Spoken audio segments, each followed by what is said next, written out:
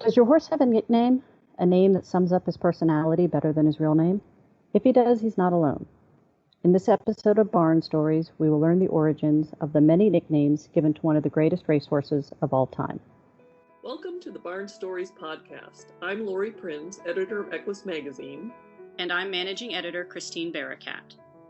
This podcast features our favorite essays and articles published in Equus over the past 40 years. Although Equus is known for articles on horse care and veterinary research, our editorial mission has always been guided by the bond that exists between horses and people. And each issue has featured a real-life story that celebrates how horses enrich our lives and touch our hearts. We've searched our archives, chosen the stories that resonated with our readers, and given them new life in this audio format. Longtime subscribers may recognize some of their favorite pieces. And if you're new to the Equus community, these stories will confirm that no matter what sort of saddle you sit in, a deep emotional connection to horses is something we all share. Like many public events this year, the Kentucky Derby has been postponed until the fall. This is the first year since 1945 that the Run for the Roses was not held on the first Saturday in May. We couldn't let the month slip by without recognizing the Derby, however. So this week, our podcast focuses on a horse who won the race in 1918. That horse, Exterminator, became known for far more than winning the Derby. In a career that spanned 8 years, Exterminator became beloved by the public, not just because he won races, though he won a lot, or because he was fast, though he broke many race records. He became popular, at least in part, because of his sweet disposition, which was known not just to his trainer, jockey, and others who worked with him, but to the public as well. Turf writers of the day said Exterminator had an amiable personality, quote, just like an old buggy horse, which doesn't exactly track with his aggressive-sounding name. So racing fans, individually and collectively, decided to call him by other names. Just like your horse may have a registered name, a barn name, and then a handful of pet names you like to call him, Exterminator was known by several monikers, each of which reflected a particular part of his character. It's a fascinating bit of racing history, as well as a heartwarming look at how a champion horse's personality can define them as much as their athletic accomplishments. So let's listen to Terms of Endearment, written by Eliza McGraw and read by Taylor Autumn.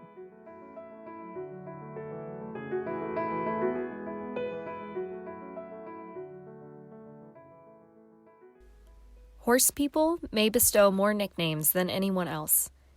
Maybe this is because so many horses have show or racing names, as well as barn names, or perhaps it's just a reflection of our famous sentimentality.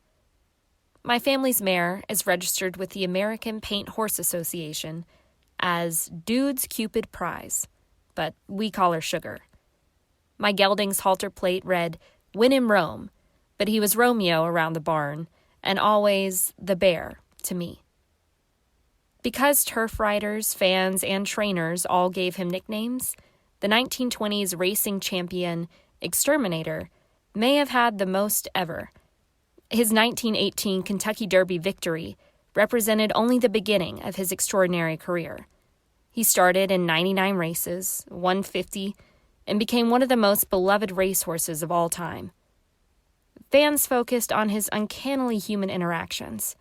He seemed to bow to the crowd as he went to the post, and calmed fretful competitors by leaning on them, the equine equivalent of resting a quieting hand on someone's shoulder. Other famous horses of the period, the slangy, revolutionary Jazz Age, had nicknames too. Fans called the great Man of War Big Red, and the 1919 Triple Crown winner Sir Barton was sometimes called Dempsey because he ran with punch.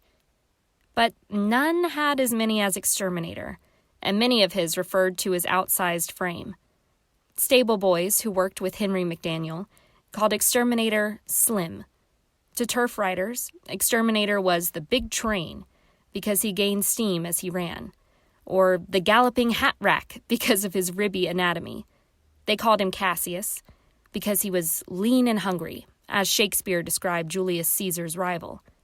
The Iron Horse, the Lion of the Turf, the Wonder Horse, and Old Poison, because he put his rivals to sleep, one by one. He was sometimes Old Slim.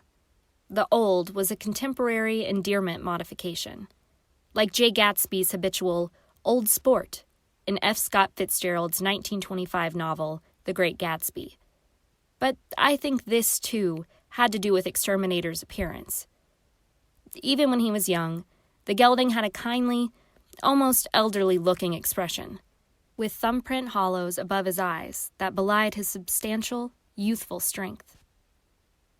W.C. Vreeland, who wrote for the Brooklyn Daily Eagle, claimed to be the first to use Exterminator's most famous nickname, Old Bones. In Old Bones the Wonder Horse, Mildred Maston Pace's much-loved 1955 children's version of Exterminator's story, he is called Old Bones even as a foal. But that nickname did not actually come into too much use until 1920 or so. Also, Old Bones had originally been the nickname of Raceland, another long-running gelding. Raceland died in 1894. But it fit Exterminator's angular frame and courtly persona so well that it became his. I have a theory that Exterminator collected nicknames because his real name didn't quite fit him. Cal Milam, who owned him as a yearling and a 2-year-old, liked the colt Speed so much that he said he would exterminate the competition. And his wife suggested Exterminator. And even though his incredible athleticism, track records, 50 victories, entitled him to that title, his personality made him more of an Old Bones, which carried so much affection and familiarity. So I understand why Exterminator's legions of fans, who flocked to visit him at each racetrack and sent him crates of carrots on his birthday, saw Old Bones as his real name. But I like to imagine that those closest to Exterminator, the ones who knew him the way that I knew the bear, would have used a different name as they patted his neck, picked out his feet, and snapped a carrot in two for him. Good old Slim. Thanks for listening to Barn Stories. We hope you enjoyed this episode. If you have a favorite article or essay from the Equus archives that you'd like us to feature in a future podcast, let us know. You can reach us at equusbarnstories, all one word, @gmail.com. Did you enjoy this episode of Barn Stories? Head over to iTunes to subscribe, rate, and leave us a review. Thanks for listening. The Barn Stories podcast is a production of the Equine Podcast Network, an entity of the Equine Network.